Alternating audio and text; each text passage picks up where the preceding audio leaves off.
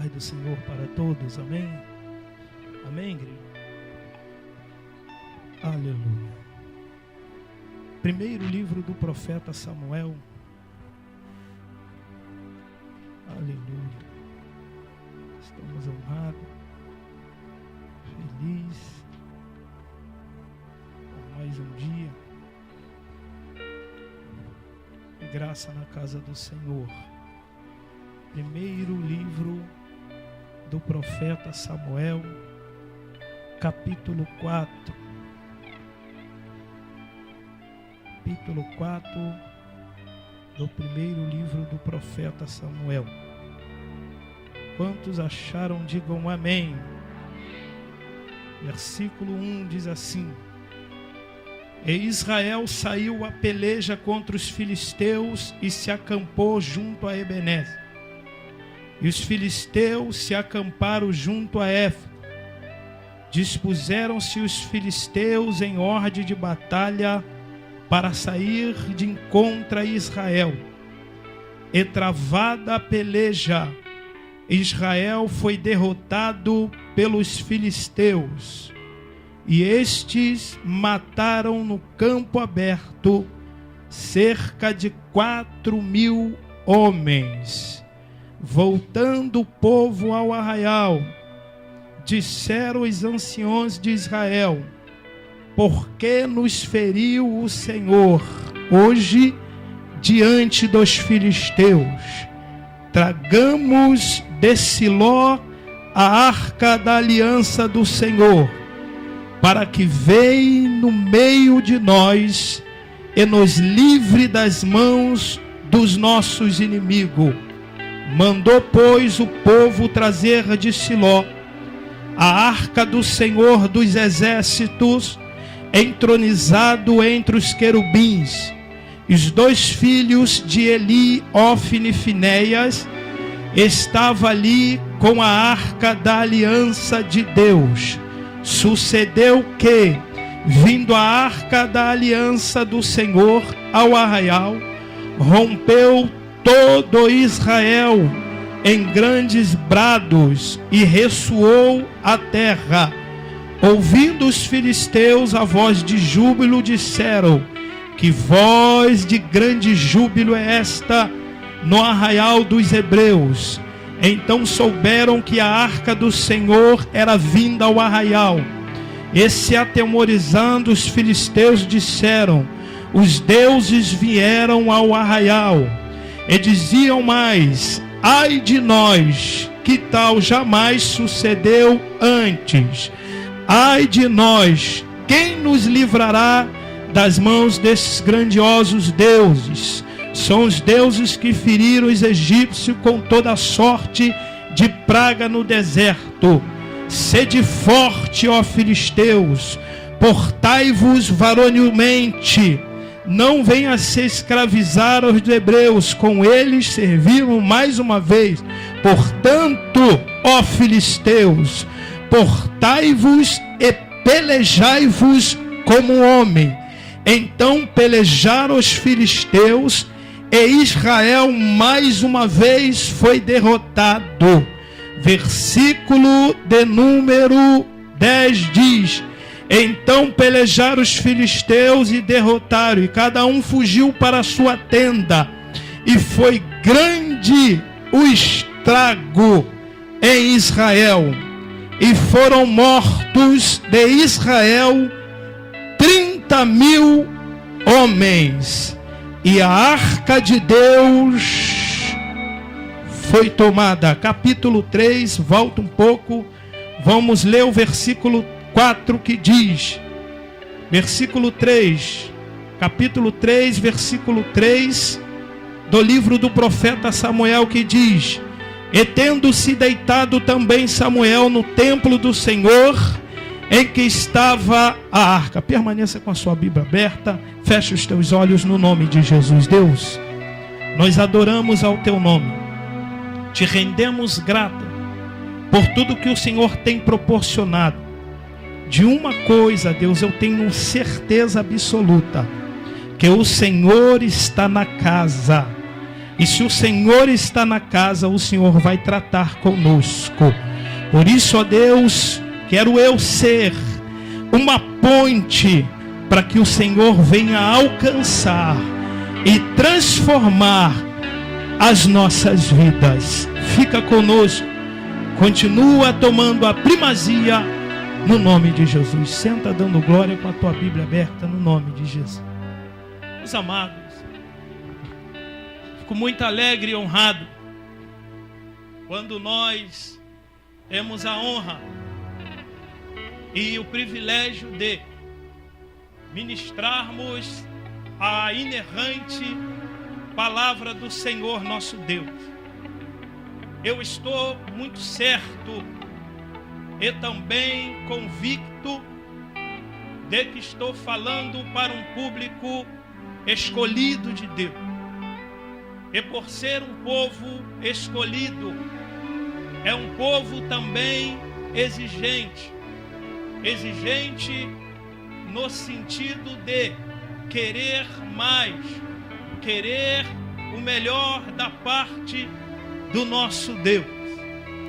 Até porque nós temos tido a oportunidade e também o privilégio de ouvirmos pessoas tão abastecidas das riquezas e da palavra do Senhor nosso Deus. Pessoas como o pastor Antônio, pessoas como o presbítero Sebastião, evangelista Jota, missionária Sueli, nossa irmã diaconisa Roseli e os demais irmãos que têm a oportunidade de usufruir desta tribuna.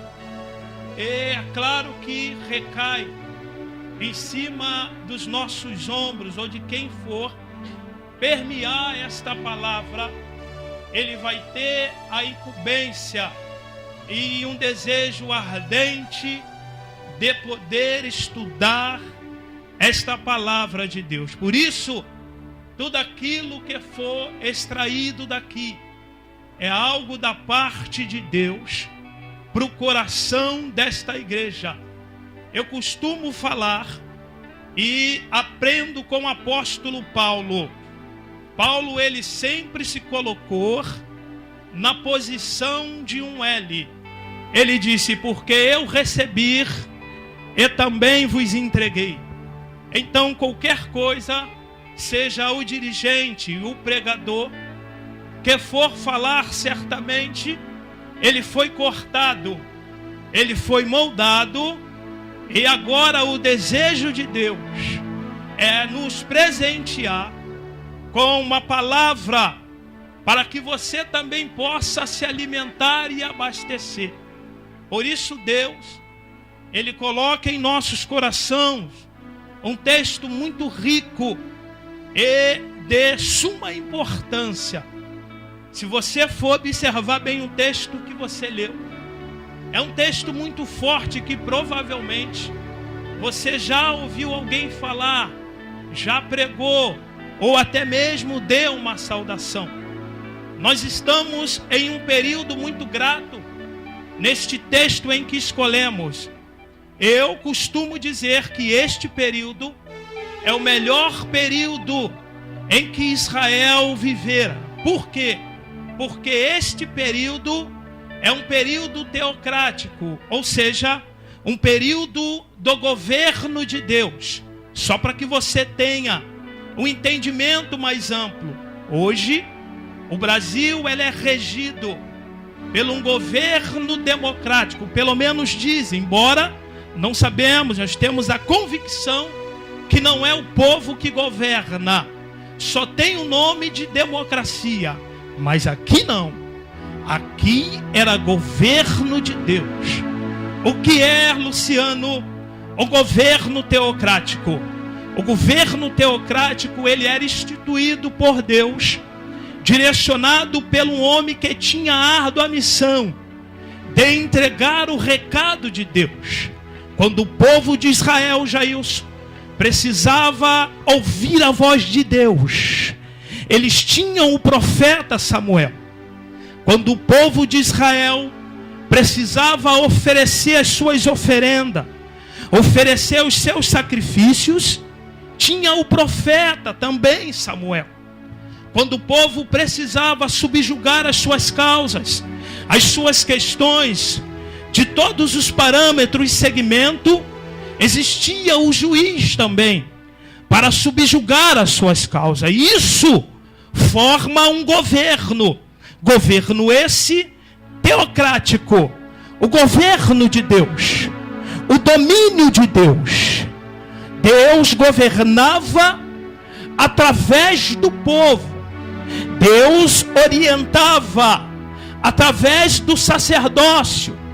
Deus falava, julgava, transformava através do povo. E isto era um bom governo. Por quê? O que reina é a vontade de Deus. O que emana e o que predomina é a vontade de Deus. Uma certa feita, Deus então tira a nação de Israel de mais de 300 anos de cativeiro, das garras de Faraó. Deus arranca o povo e cria também este governo. E certamente Deus, ele se preocupou com a presença de Deus, porque desde o Éden o homem perdeu o contato com Deus. Quando Adão peca, Deus ele vai falar: não contenderá mais o meu espírito com o homem. Mas quando Deus levanta uma nação para adorar, junto disso ele reconstrói o sacerdócio. E desse sacerdote ele vai levar algo que vai simbolizar a presença de Deus, que se chamava a Arca de Deus. Agora observa, este texto que nós lemos, ele é muito interessante. Todos nós que somos conhecedores da palavra, é quando nós somos convidados para pregar, ou até mesmo não pregar.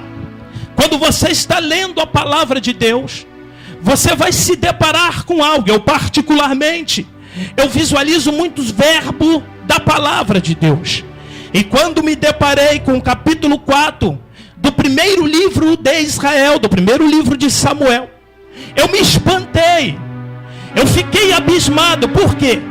O texto que você leu, e que certamente você, com a palavra de Deus aberta, ele vai nos revelar algo espantoso. Ele vai nos revelar algo amedrontoso. Por quê? Porque a história diz que os filisteus se acamparam para matar Israel, para ferir Israel, para acabar com a história do povo de Deus. Ora, Israel também se posicionou a Ebenezer para poder sair na peleja com os filisteus. Só que a história, Emerson, ela é muito interessante.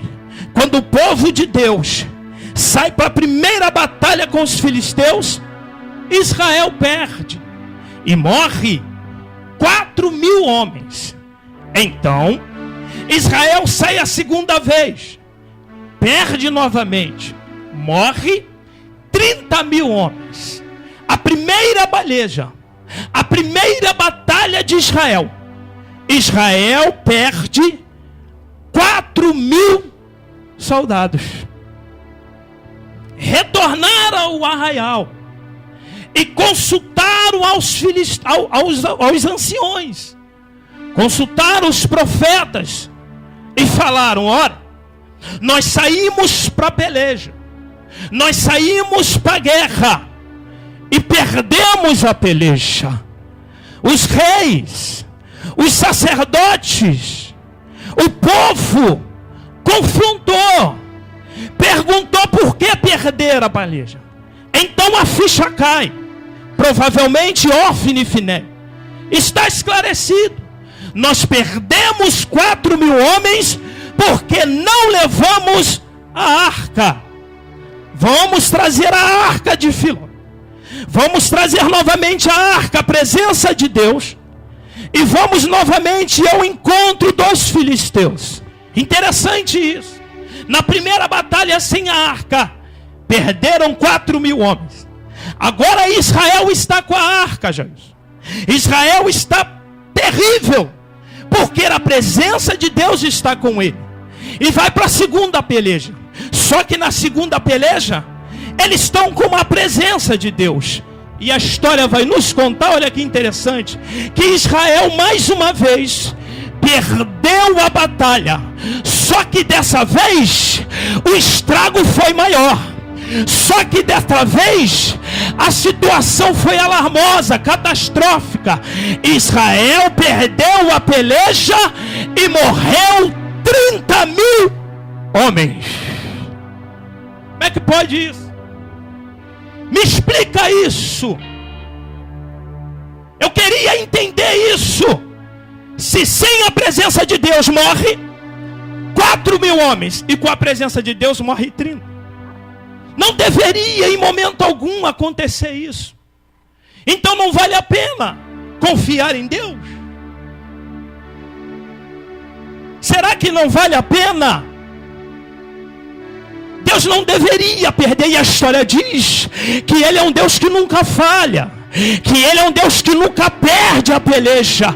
Por que que com a arca morreu 30.000 homens, e sem a arca 4.000 homens? Por quê? Por quê, irmã Glória? Porque nós perdemos a peleja com a presença de Deus. É possível isso? Não pode. Tem alguma coisa errada. Está acontecendo alguma coisa. Por que que Israel perder essa batalha com a arca?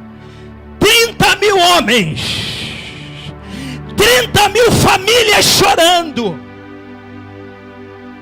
e o Deus de Israel. E aí, querido, se nós voltarmos o texto, nós vamos entender o contexto. Sabe por que Israel perdeu a batalha? Sabe por que Israel perdeu a guerra com a glória de Deus? Talvez pelos mesmo motivo em que eu às vezes acho. Que motivo? Nós só procuramos a arca de Deus quando estamos em perigo. Nós só procuramos a presença de Deus, com todo respeito, quando a porca torce o rabo. É verdade. Nós só procuramos a presença de Deus quando a situação está crítica. Sabe o que acontece? Vai perder. Vamos perder a peleja. Nós só adoramos a Deus em momentos de crise. Israel em momento algum se preocupou. Vamos trazer a arca de Deus. Vamos buscar a arca de Deus para adorar. Mas só que quando a situação está crítica, está caótica, nós lembramos da glória de Deus. Enquanto está tudo bem, enquanto está tudo maravilha, não procuramos a arca de Deus. Sabe qual é o segundo motivo de Israel perder a batalha? Porque nós só confiamos, nós só acreditamos e só aceitamos quando Deus, Ele usa doutores. Não. Estava ouvindo um grande testemunho de um grande pregador que eu admiro muito, Edson Francelino, de São Paulo. E uma das ministrações dele, ele contou um testemunho lindo. E que nos primeiros anos da sua caminhada, ainda diácono, foi consagrado a presbítero. E era um grande murmurador. E uma das coisas que ele questionava ele com Deus, ele perguntava: meu Deus, por que que o pastor bota analfabetos para pregar? Por que que o pastor usa essas pessoas com português tão arrastado, tão arcaico, ruim, para pregar? Nós vai, nós vem. Nós perdemos a peleja porque nós acreditamos que Deus só usa doutores. Nós perdemos a guerra porque às vezes somos como aquele paralítico. Só esperamos o mover da água. Imaginamos que o milagre ele está no tanque. O milagre ele não está no tanque. O milagre ele está na mão de Deus. E quem faz o milagre é você. Quem agita as águas. Deus nos usa. É bom, nós gostamos, até porque o salmista, ele fala, é como um óleo precioso, que desce sobre a cabeça, a barba e a orla. Entendemos sim que existe uma ordem. Entendemos sim que primeiro o óleo ele parte daqui, barba, ministério e orla a igreja. Mas Deus, ele não está preso a isso. Deus, ele é um Deus que, se tiver de nos abençoar, e se for preciso, ele quebra a liturgia para nos abençoar. Nós perdemos a batalha por isso, porque nós só esperamos o milagre sair daqui. Só esperamos sair daqui, não, irmão. Esse irmão que está do teu lado, ele pode ser a ponte. Esse irmão que você está do teu lado, ele pode te surpreender. É por isso que Deus, ele usa as coisas loucas. Irmão, não podemos perder. Nós perdemos a arca por isso, irmão. Não acreditamos. E tem pessoas boas. Sabe o que eu entendo também aqui? Pega na mão do irmão que está do teu lado aí. Ou melhor, catuca ele. Diz assim para ele, só vai doer um pouquinho só, mas vai ser rápido. Sabe por quê? Nós perdemos a batalha porque nós brincamos com a glória de Deus. Ofni e Finéia, só para que vocês tenham uma ideia. A arca, ela simboliza a presença de Deus. Retornaram ao arraial, questionaram, indagaram e falaram, nós perdemos 4.000 homens. Descobriram a fórmula. E qual era a fórmula? Estávamos sem a arca. Só que a Bíblia diz que Ofni e Finéia eram terríveis. Então foram, buscaram a arca de Siló e levaram para dentro do campo de batalha. A arca era levada nos ombros. Sabe nos ombros de quem a arca chegou? Nos ombros de Ofni e Finéias. Quem era Ofni e Finéias? Roubadores de altares, dos pervertidos, filhos de Belial. A arca de Deus chegou no ombro de 2 desviados. Nós só perdemos a batalha porque quando a arca e a presença de Deus, ela se localiza nos ombros errados. Presença de Deus não é brincadeira. Glória de Deus, ela tanto te abençoa, tanto me abençoa, como pode me matar também. Sabe por que perdemos essa peleja? Porque brincamos com a glória de Deus. Estava, irmão, uma sexta-feira pregando em uma festividade no campinho. Chegando lá, encontrei alguns amigos. Disseram para mim, olha, se fulano souber que tu está aqui, ele vai te chamar para pregar. E lá tem uma vigília hoje, ele está com uma congregação no Chacrinha. Eu disse, rapaz, eu não vou, eu estou cansado, eu estou aqui pela glória. Eu cheguei tarde do trabalho, está complicado, eu não vou terminar. Não avisei também a minha esposa, vai ficar complicado. Não, eu vou ligar para fulano, eu vou ali fora, ligou. Ó, está fechado. Vai pregar lá hoje, sair daqui a gente vai direto para lá. Rapaz, eu não aguento esse pique, eu não vou. Se eu for lá, eu vou dormir naquele banco. Não dá para mim, não tem condições nenhuma. Mas já está fechado. Enquanto o sono, fica tranquilo. Nós vamos sair daqui e vamos tomar um negocinho. E você vai ver como é que tu vai ficar agitado. Tu vai ficar a noite toda acordado. Eu, que esse negócio é esse? Vamos tomar um gole de Red Bull. Eu disse, ó, meu irmão, em nome de Jesus, eu vou pagar mico naquele banco. Eu vou passar a noite toda dormindo, mas essa praga eu não boto na minha boca. Precisa disso, irmão. Nós estamos brincando com a glória de Deus. De Deus não se zomba, de Deus não se brinca. Sabe por quê? Eles continuam às vezes brincando. Sabe por que nós brincamos às vezes com a glória de Deus? É porque eu faço e Deus não move uma palha. É porque eu pulo, sapateio, pinto 7 e Deus não move uma palha. Sabe por que eles fazem isso? Sabe por quê? porque eles pregam e o povo sapatia, pula no poder. Sabe por que eles fazem isso? Porque eles pensam que Deus ainda continua usando eles.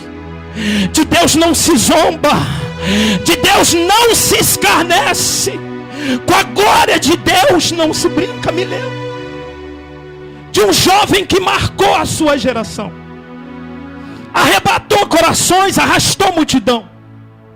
O jovem Cazuza, uma certa feita, em uma casa de show no Canecão, segundo eu soube as fontes, esse jovem ele pega um cigarro de maconha, dá uma tragada e diz: olha aí, Deus, essa aqui é para você. Sinta o cheiro do cigarro de maconha que eu estou te enviando. Jeová lá de cima está olhando. Cazuza, é muito gentil da tua parte, mas a única fumaça que sobe aqui é incenso suave dos santos. Aqui não sobe fumaça. Mas eu vou te responder, Cazuza. Eu vou te responder. Eu vou responder a tua tragada. A fonte vai dizer que Cazuza foi acometido do vírus HIV. Uma certa feita, Cazuza estava em um hospital em Boston. Ele disse: meu tio foi criado de trombose, e por que você não me livra dessa praga, Deus? Sabe por quê? Porque de Deus não se zomba. Quem não se lembra do maior transatlântico da história, 1912, toda a imprensa rodada em volta, querendo ouvir, querendo falar, questionar, entrevistar, e os engenheiros estão lá, o maior transatlântico, o Titanic. A imprensa vai então em entrevista: que grande navio esse aqui? E quais são as possibilidades desse transatlântico afundar? Eles dizem: isso aqui nem Deus afunda. Enquanto os engenheiros estavam reforçando o casco do navio, Jeová estava só preparando o iceberg. Enquanto ele estava arrebentando o canto do navio, Jeová estava afinando a ponta do iceberg. E foi o maior desastre da história, porque de Deus não se escarnece. Israel perdeu a batalha, Israel perdeu a crise, Israel perdeu a peleja. Por quê? Porque nós brincamos com a glória de Deus, não acreditamos. Por isso nós perdemos a batalha a todo tempo, por isso nós somos derrotados a todo tempo, porque a arca de Deus, ela simboliza a presença de Deus. E toda uma geração, todo um povo pereceu. Só um que não. Quem? Samuel. Samuel era o jovem, queria acabar, queria destruir o sistema aonde o povo, aonde a nação enxergavam o templo do Senhor como referência. Mas os sacerdotes, o povo aonde deveriam levar a presença de Deus, não levavam. O lugar da onde deveria vir um exemplo, o lugar da onde deveria vir a santidade, esbanjava a profanação, jogavam por terra toda a glória em que Israel receberam. Brincaram com a arca de Deus, brincaram com a glória de Deus. E aí eu me pergunto, eu tenho que questionar, porque Samuel viveu naquele meio, porque Samuel conviveu neste período. Mas só que a história diz que Samuel não se corrompeu. A história vai nos ensinar que Samuel não se misturou. E aí, é claro, nós vamos tentar entender o que Samuel fez no meio desta geração corrupta, no meio dessa geração corrompida, apática, esquecida, no meio dessa geração, quando Paulo diz a Romanos, por desprezar o conhecimento de Deus, foram entregues a sentimentos perversos. Samuel não. Samuel se posicionou. Eu preciso entender, compreender o que este jovem fez. E o capítulo 3, ele me ensina algo interessante. Que Samuel, ele foi para a casa do Senhor. E a mãe de Samuel, anualmente, levava uma veste nova para ele. E veste, a troca de veste de Samuel, a mãe só levava porque o menino crescia em graça, em conhecimento e em estatura. Então automaticamente as vestes têm que acompanhar o crescimento. Se não acompanhar o crescimento, e existe coisa mais feia que adulto com roupa de criança. Tenta imaginar aí um adulto com uma roupa de criança, vai pescar. É uma coisa horrível, uma coisa feia. Então eu entendo que Samuel, de acordo com o sistema, de acordo com o seu crescimento, ele trocava as vestes. Ele era renovado. O segredo de Samuel era renovado. Samuel crescia na graça. Samuel crescia no conhecimento. E as vestes cresciam junto. Porque adulto não usa roupa de menino. Só que infelizmente no nosso meio hoje, infelizmente, nós temos pessoas com roupa de criança. Só cresceram na estatura, mas esqueceu de crescer na graça e no conhecimento. Ainda continua usando roupa de criança. Assim, o pastor hoje não falou comigo, o evangelista, eu não vou para a igreja. Não me deram uma oportunidade, eu não canto, não tem espaço. Ele só cresceu. Cresceu bem, mas a roupa está pescando ainda. Nós precisamos crescer. Samuel, ele crescia. Samuel, ele crescia em estatura, e todo ano, roupa nova, vestes novas.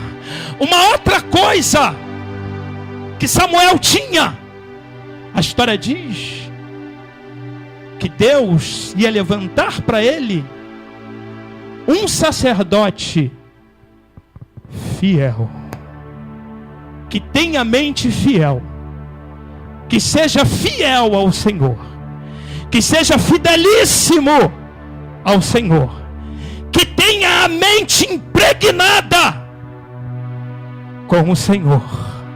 Ele era renovado nas vestimentas, ele era renovado na mente. E Samuel, ele esconde o maior segredo, porque a arca estava lá, mas não fez efeito, claro. Para quem estava carregando, não. Mas o símbolo era forte. Porque quando trouxeram a arca de Siló, a história conta que todo Israel e a terra tremeu com a glória de Deus. Então a presença de Deus se manifesta. Só que não estava nos ombros de Ofni e Finéias. E Samuel, ele me ensina algo tremendo. Samuel, ele tem um segredo imenso, e eu aprendo com esse.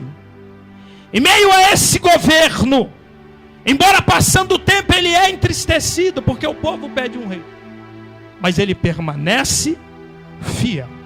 E eu digo: Senhor, a mente perfeita, renovação, veste perfeita, mas só isso, Senhor, fez com que ele transpassasse tempos cheio da glória de Deus. Deus não. Samuel, ele esconde um segredo. Samuel, ele tem algo rico. O capítulo 3 diz que a palavra do Senhor era rara. O que é raro é algo difícil de se ver, é algo difícil de se ter. Por quê? Porque é raro. Se é raro, eu não tenho. Só que o texto diz que a palavra era rara, mas Samuel ouviu 4 vezes. E quando se escuta a palavra de Deus, ele fica forte. Ele não fica apático, ele não fica anêmico. Ele tem estrutura. Porque o ambiente o qual ele estava vivendo, ele não se corrompeu. Ele foi crescendo na graça. Ele foi crescendo no conhecimento. E não se desviou. E não se perdeu. Porque tinha renovação, tinha mente e tinha coisa rara para ele. Agora imagina o tiro de misericórdia na cara do diabo. O capítulo 3 em que você leu esconde algo interessante. Observa bem. A história vai nos contar que Samuel, ele completa a idade perfeita.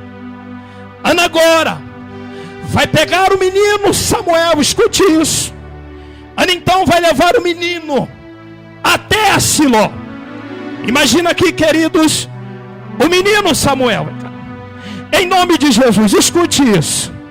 Então a história vai nos dizer que depois que o menino desmamou, Ana vai levar Samuel até a Siló e entregar para Eli.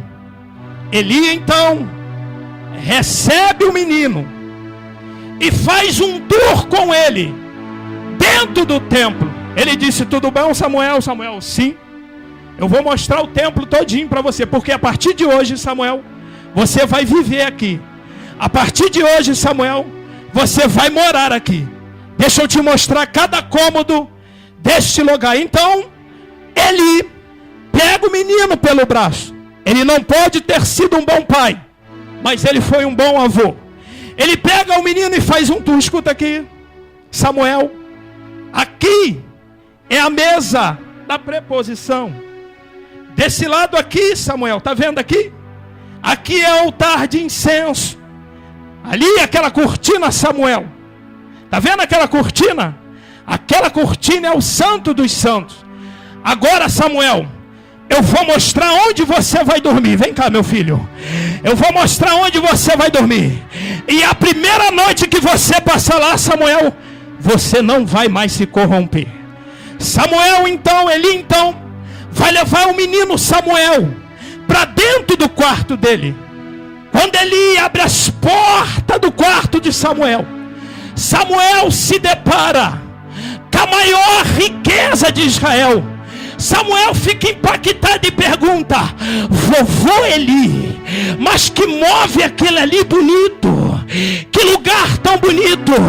Eli vira para ele e fala ali: aquilo ali, meu filho, o nome daquilo ali é a arca de Deus. Sabe o que é aquilo ali? Aquilo ali chama-se presença de Deus. Sabe, Samuel, a partir de hoje você vai fazer todo o serviço do templo, mas na hora de dormir você vai dormir aqui, ó. Aqui que você vai dormir. Escuta e segura em nome de Jesus. Samuel, agora escuta uma coisa. Escuta uma coisa. Você vai passar a noite aqui, mas só que amanhã bem cedo você vai começar o serviço. Samuel então começa todo o serviço. Anoiteceu, Jailson. Samuel precisa voltar para casa para dormir. Quando Samuel chega dentro do teu quarto, que mete a mão na maçaneta e abre, qual é a primeira coisa que ele vê? A arca de Deus. Samuel então entra na presença de Deus. Samuel então vai virar para deitar. O que é que Samuel vê? A arca de Deus, a presença de Deus. Samuel então pega o travesseiro e vai deitar. Qual a primeira coisa que Samuel vê? A glória de Deus. Antes de Samuel fechar os olhos para dormir, o que é que Samuel vê? A glória de Deus. Samuel dorme vendo o quê? A glória de Deus. Samuel sonha com o quê? Com a glória de Deus. Quando ele acorda, o que é que ele vê? A presença, a presença.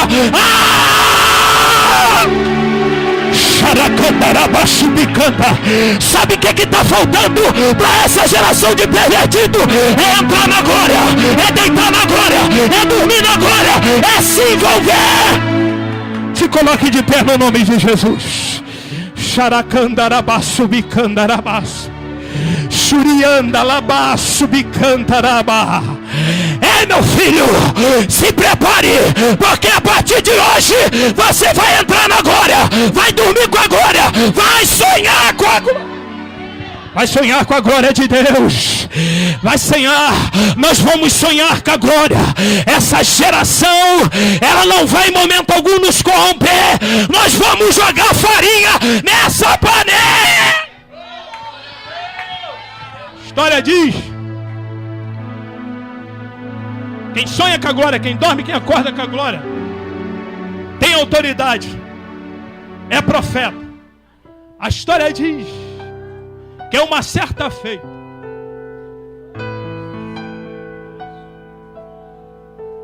olha só o histórico de quem sonha com a glória.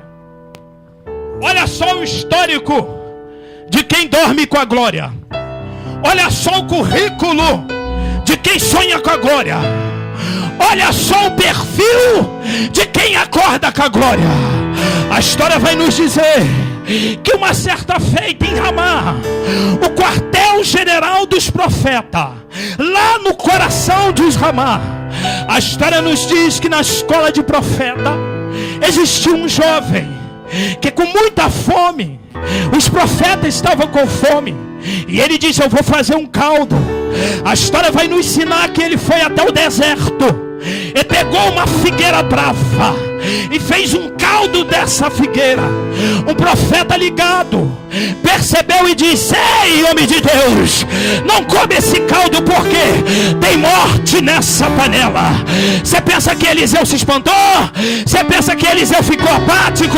Você pensa que Eliseu se apavorou?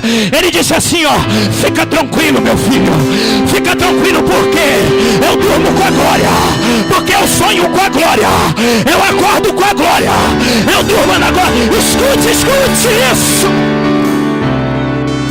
Alguém está apavorado e diz: Eliseu, tem veneno nessa panela.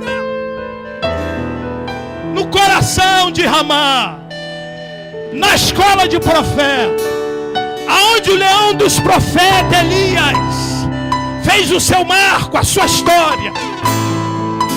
Quando alguém diz: homem de Deus, não come esse caldo, ele disse: por que, meu filho? Porque tem morte, tem veneno nessa panela. Ele disse: fica tranquilo que eu durmo, eu sonho. O que tu vai fazer, Eliseu? Ele disse: traz farinha que eu vou jogar farinha.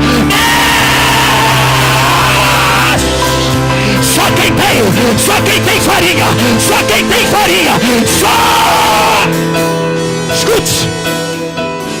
escute, filho, em nome de Jesus. Eu preciso finalizar. Escute, querida, em nome de Jesus. Deixa eu te falar uma coisa. Você é sonhador da glória, você dorme com a glória, você se envolve com a glória. Então, em nome de Jesus, jovem, então, em nome de Jesus, mulher, bate esse diabo para correr, mete fogo na cara. Isso segura, diabo, porque está se levantando uma geração que dorme na glória, que sonha com a glória, que vive. Subicanda. Só você que dorme na glória. Me dá um sinal.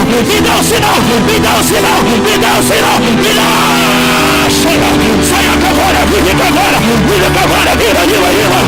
Oh, meu Deus do céu, eu sinto a presença dele aqui. Oh, meu Deus do céu, o diabo desde sexta-feira, ele tentou parar, ele tentou em todo tempo impossibilitar. Só que em nome de Jesus, nós temos intercessores que dormem na glória, que vivem na glória, é que sonham. Oh, meu Deus, feche os teus olhos no nome de Jesus. Xaracambarabá subia. Rabandaraba subi, canta laia. Piqueia saba canta rabasubianda. Subicanta rabasubianda. Rabasubicanda. Ah, Satanás, se prepara que hoje você vai apanhar. Cadê a geração que sonha com a glória, a geração que anda na glória? Subicanta rabasubianda. Arabasubicanta rabasubianda. Regebassa bandai. Subireia sapacanta. Rubiqueia sapaquitiqueia. Alabasubiqueia. Subiqueia caia. A sapacanta capa subiqueia. Capa tupiquepa sapacanta. Rabasubiqueia. Arabasubianda. Rabasubicanda. Rabasubicanda. Rabasubianda. Oh meu Deus do céu. Oh meu Deus. Meu Deus, em nome de Jesus. Aqui tem uma geração que te busca. Aqui tem uma geração que se envolve na tua glória. Oh Deus, em nome de Jesus. Resgata o ferido. Resgata.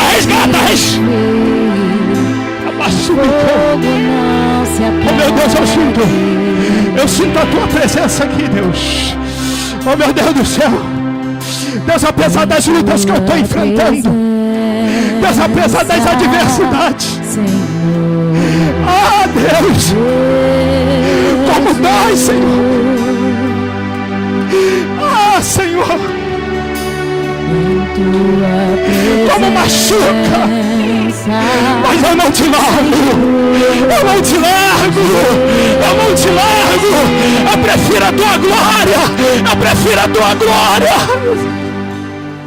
Santo Espírito, eu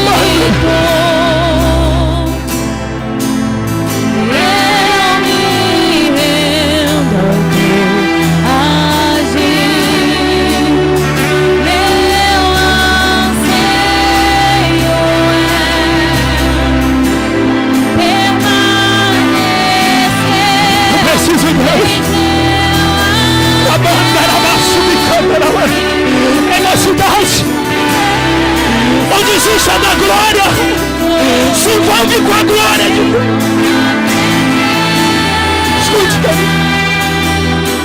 Escute isso, irmão. Nós temos vivido os dias trabalhosos. Nós temos vivido momentos difíceis,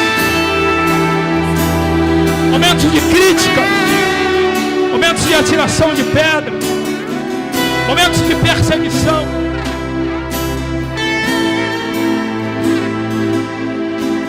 Mas se tem uma coisa, querido, que não podemos esquecer em tempo de guerra, eu já disse isso e vou repetir: as adversidades de Deus, as crises que vêm sobre as nossas vidas, escute isso, não é para parar o teu chamado, não é para parar os teus sonhos. Essa luta, essa crise, essas lágrimas, não é em momento algum para te parar, é para te aperfeiçoar, é para te fazer crescer. Por isso, em nome de Jesus, eu gostaria, querido, em nome de Jesus, de interceder pela sua vida. O Ministério de Louvor vai estar cantando.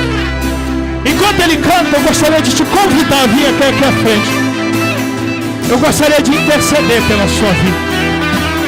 Lutas, muitas adversidades, os obreiros vão vir aqui à frente. E aí, querido, esses homens de Deus, essas mulheres de Deus, elas vão te ajudar em oração. Vem até aqui à frente, isso. Em nome de Jesus, nós queremos orar por você, querido. Saia do teu lugar em nome de Jesus. Vão ter pessoas cheias de Deus aqui, intercessores. Nós vamos interceder por você. Isso é, querido, uma das maiores oportunidades que nós temos de ser abençoado por este servo de Deus. Mas a maior oportunidade você vai ter daqui a pouco. Porque o que Deus quer preparar para você é um quarto. Mas um quarto onde tem